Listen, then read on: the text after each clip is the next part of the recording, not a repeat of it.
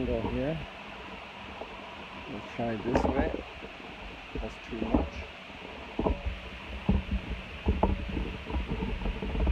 So I'm up on the mountainside this morning on Mount Arbel. All for you. So you have a very different view this morning. A bird's eye view.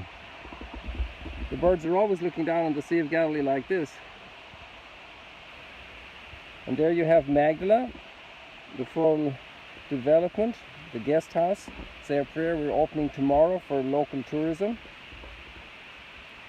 And quite a few families are booked for the weekend, starting on Friday.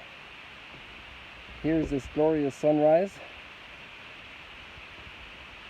Welcome everybody, welcome to Sunrise Stroll, Chat and Share at the Sea of Galilee, Magdala. And we have a perch up on Mount Arbel. I can show you where we are a little bit. Let's turn off to the right here, looking south, going southward alongside the Sea of Galilee. And here we're right at Mount Arbel. Look at how close we are. And look at my little bag here. So it's really, for sure, I'm up here, okay?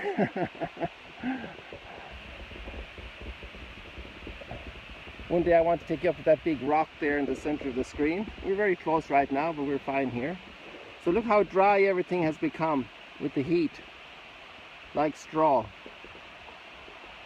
And all the thistles are dried up. What that's like, you know?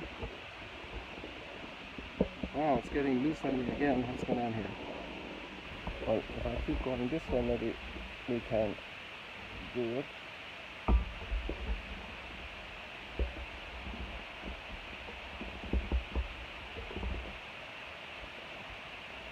So there you have Mount Arbel, the cliffs. We were up near there the other day. And you have that view.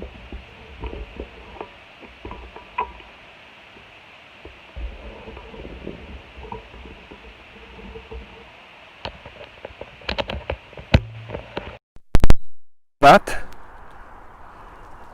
in the center up there, that Jewish mystical town, or home of Jewish mysticism.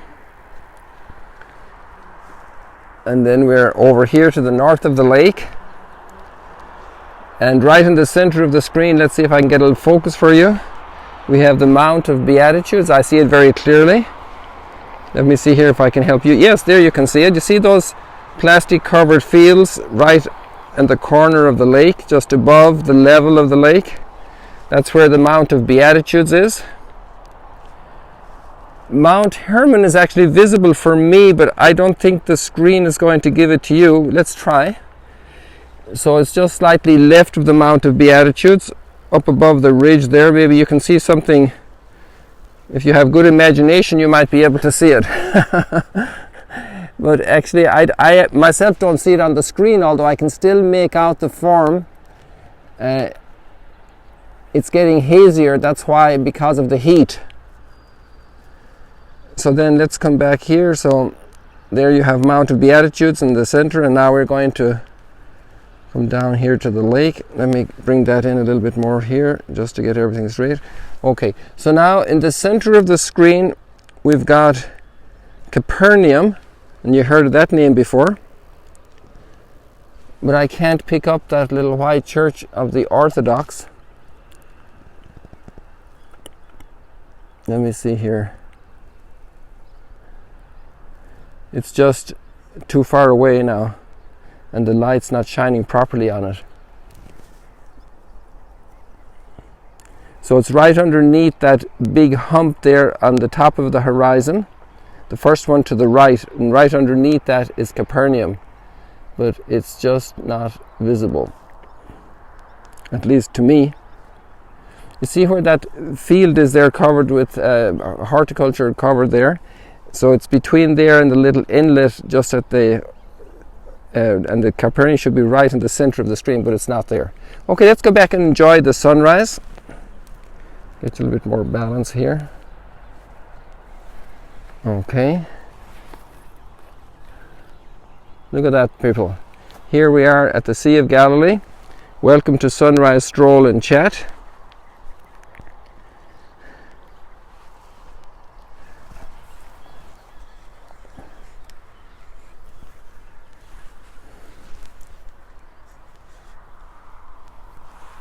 Okay, I think I got a good angle now. Isn't that beautiful? How glorious.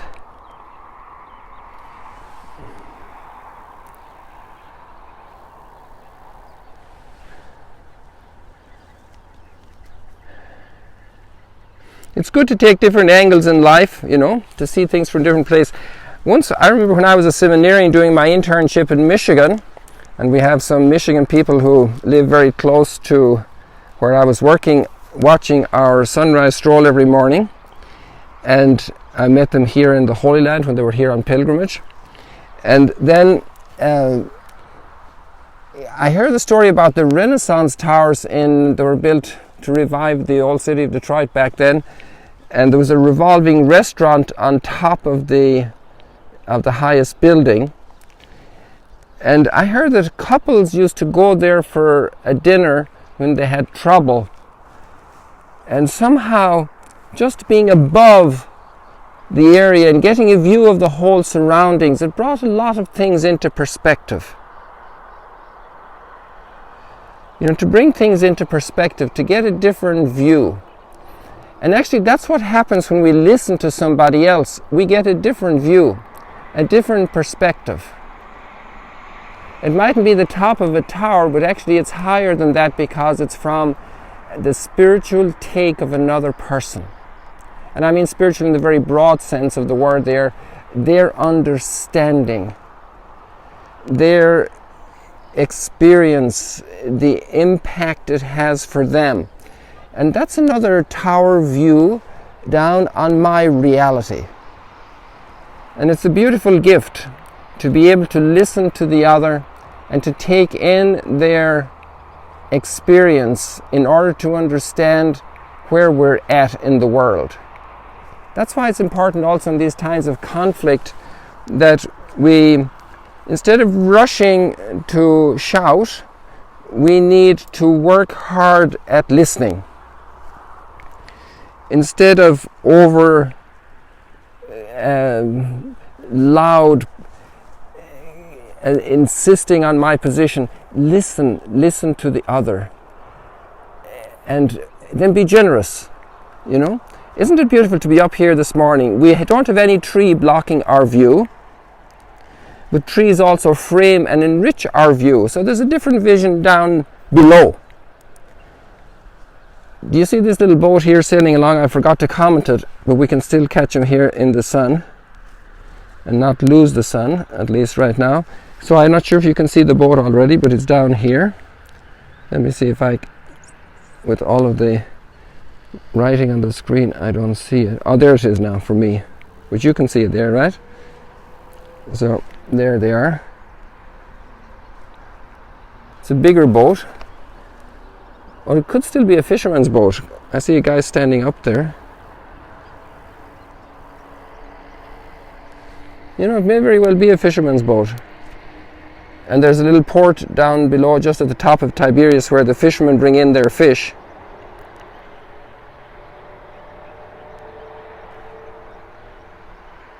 So God bless them in their work. May they have had a good catch.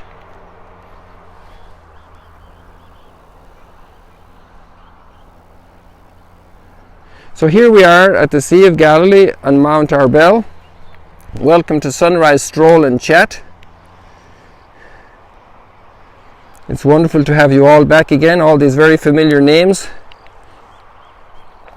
And the boat's still in the picture there over in the very right corner, but I don't want you to miss the sunrise. Actually, we can just move it over here a little bit and you can follow the boat.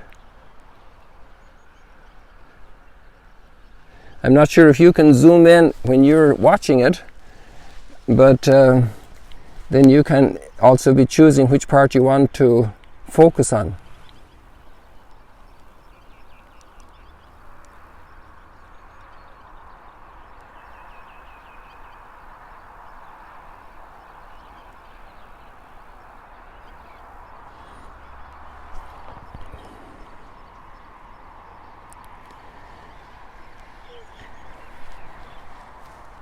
There's a very tough question there from Mary. It's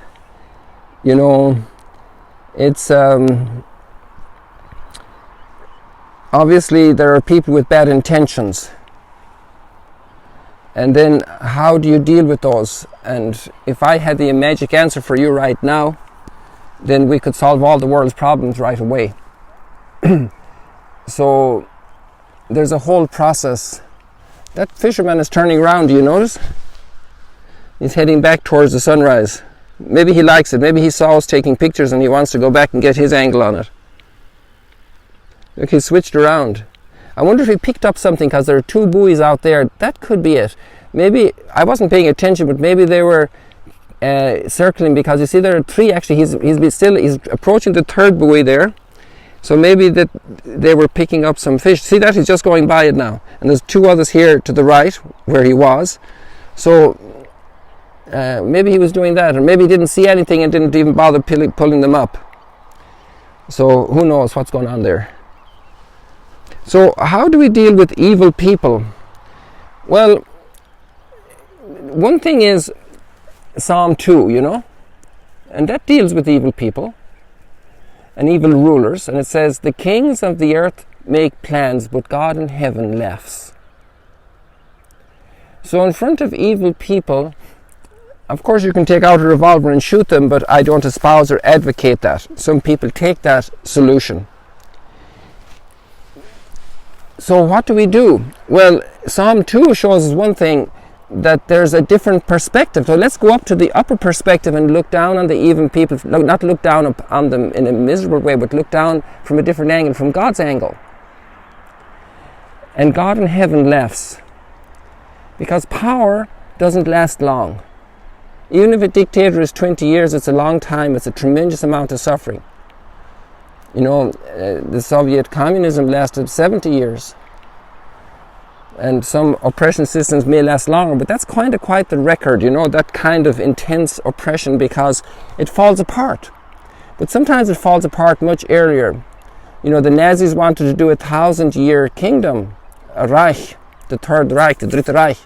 But it was gone in 10 years. Well, let's say 20 it was totally gone, but since it started. But by the time it got into real power, it was gone in about 10 years. And look at all the power they exerted and all the destruction in their wake. And then the Soviet Union, see how it fell apart? Not one shot. That Polish boy that was early orphaned, and he became John Paul II. And then a couple of other political leaders also had leverage, but there wasn't a shot fired. It just fell apart. So how do we deal with the evil on the big scale and evil on the small scale? The little child beating up their brother, breaking their toy, expressing hatred. The little hatred that a little aggressive, rebellious child can have. But it's passing, it's passing like a cloud. It's gone very quickly when the parents know how to handle it. We also need long-term solutions. And then there's a famous line that Pope Paul VI repeated a lot. And he said, if you want peace, sow justice. But even then you'll still have evil people. You'll have evil people who are... Look at the boat is really hitting the path. It's heading for the light. Let's head for the light, people. Look at that boat. It's almost at the path of the light on the sea. You want to take your screenshots there, people? I'll open up a big one for you like this, very, very zoomed in, and then we'll do another one so you can do different screenshots. Right there, it's crossing the light. Look at that boat. Now let's bring it down. Take your screenshots, people. There we go. And I'll open it up again if you didn't get that other screenshot. And they're just leaving the light. Let's not leave the light, people. Let's not leave the light. But also let's go where the light shows us into dark corners so that we can bring more light. So we can help to clean up, to warm up, to encourage.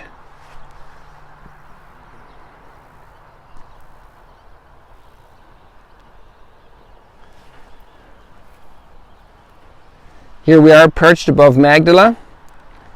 In the next couple of days I want to show you something very special at Magdala. So I hope you're all back and we'll do that. Maybe we can even say we'll try tomorrow. If you're all here tomorrow, we'll do it, okay? And God willing. So this wonderful sunrise is occasion for us now to look at the second book that the good Lord wrote, the book of His Word. And we're contemplating the book of nature. But prayer is obviously a way to deal with evil people. There's a very wonderful story of a man who was being hanged, which is not a very nice story, that he was being hanged. But the wonderful part of the story is that he had a huge conversion at the moment of his death, and a little girl was praying for him that he would change his heart. And he did. It was in France over 100 years ago. And the little girl had consecrated her life to God. And her name was Saint Therese. Extraordinary person. And there's a little booklet about her spirituality. It's called The Little Way. And she showed how in very little things you can love God immensely. And even that little girl, she died of, I think, I'm not sure what the illness was, tuberculosis, but she had some very, very serious illnesses. Very hard life. She died at the age of 24, and she's a doctor of the church. I'm very happy to say that here, overlooking Magdala, where we honor women in a special way. And there you have a 24-year-old girl who went from her home. I doubt how much secondary education she had. She probably had secondary education. And she's a doctor of the church. That's pretty significant. In fact, I had a professor in Rome who wrote part of the theological treatment of her teaching so that she would be named Doctor of the Church, a Dominican priest at the Angelicum University. So people, let's go to the good word of the Lord. And we're continuing, actually we're kind of concluding today with Elijah, which is very interesting. Actually, now that I'm thinking of it, I should be in a different spot, but you have to forgive me that I'm here. I'm sure you're happy that we're up here. So we're in the second book of Kings, chapter 2. So we left 1 Kings behind us. You know, the liturgy can't do the whole text because of so much, so their key snippets are taken out, right? And when the Lord was about to take Elijah up to heaven, that's the opening, okay? In a whirlwind. He and Elisha were on their way from Gilgal.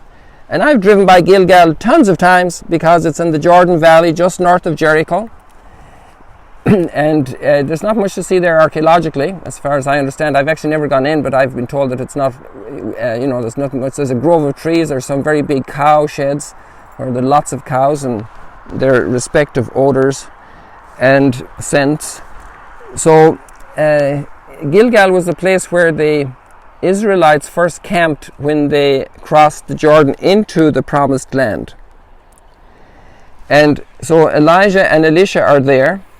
They were on their way from Gilgal, and Elijah said to Elisha, "Please stay here. The Lord has sent me on to the Jordan." And Elisha doesn't want to go, and he says, "I will not leave you." So the two went on together, and there were 50 other guild prophets. There was like a school of prophets followed, and the two stopped at the Jordan. They stood facing these students or guild prophets associated with the prophets. They stood facing them at a distance. Elijah took his mantle, rolled it up, struck the water. So there we have the path across the water right now. Isn't that handy with the light? He struck the water, which divided, and they both crossed over on dry ground. That's reminiscent of the Passover, as the people crossed to safety from the Egyptian pursuit. When they had crossed over, Elijah said to Elisha, "Ask whatever I may do for you before I am taken from you." Elisha answered, "May I receive a double portion of your spirit?" And Elijah said, "You have not asked for something easy. Still, if you see me taken up, your wish will be granted." And as they walked on conversing, a flaming chariot and flaming horses came between them. And Elijah went up to heaven in a whirlwind. When Elisha saw it happen, he cried out, "My father, my father." And he could no longer see him. Elisha gripped his own garment, tore it in two. And there you have a big decision. He's leaving his own human self behind, and he's picking up Elijah's mantle. And he goes back and he struck the water with the mantle, and he said, "Where's the God of the Lord, the God of Elijah?" And he struck the water with the mantle, and it divided, and he crossed back over.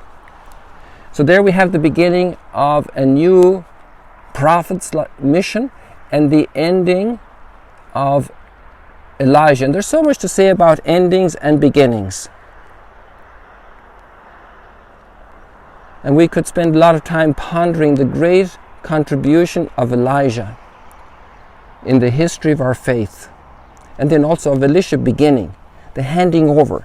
And I encourage you to pray now for all the young people discerning their vocation today, and to pray in thanksgiving for all the old pastors you know who have spent their lives, and they're in their 80s, they're in their 90s, or they're much younger but very sick or very broken.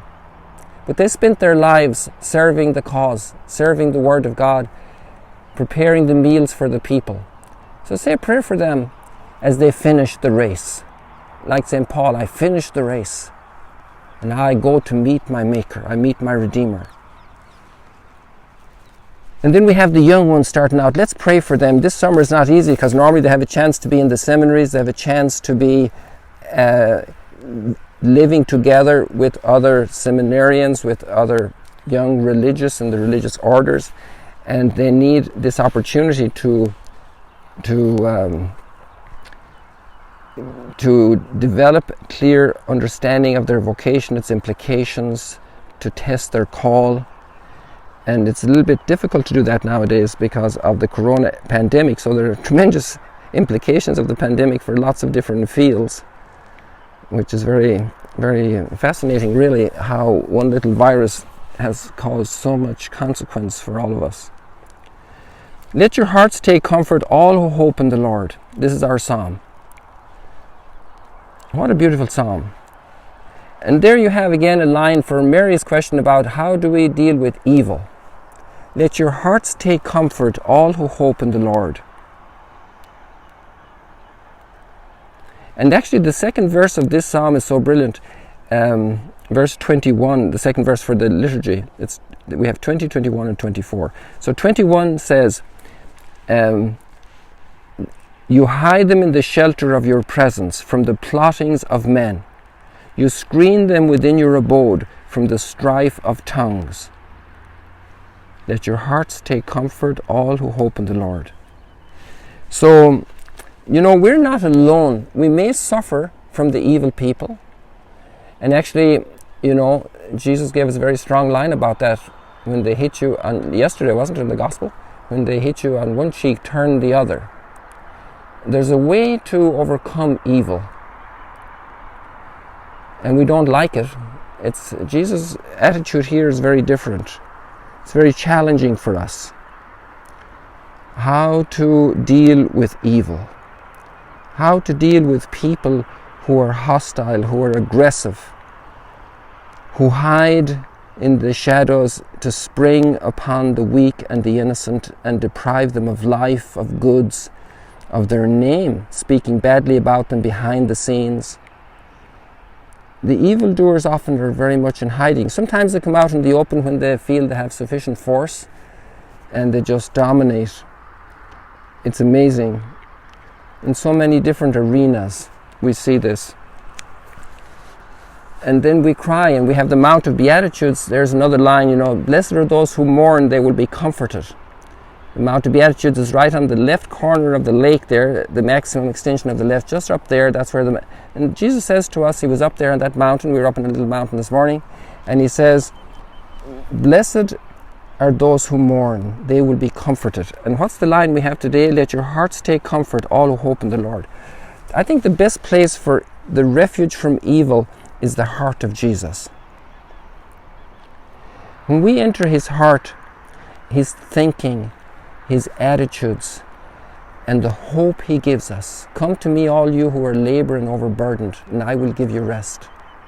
When I am lifted up on the cross, he was the victim of evil, and he accepted it. When I am lifted up on the cross, I will draw all people to myself. It's amazing, you know, sometimes people are hostile towards the cross being placed in public places or anywhere because they say it's a symbol of violence. No, it's a symbol of the conquering of violence and evil. This is amazing. People, the time is flying. So the gospel reading is the beginning of chapter 6 of Matthew, up at the Mount of Beatitudes again. So let's just zero in. Well, I won't zero in for the sake of time. So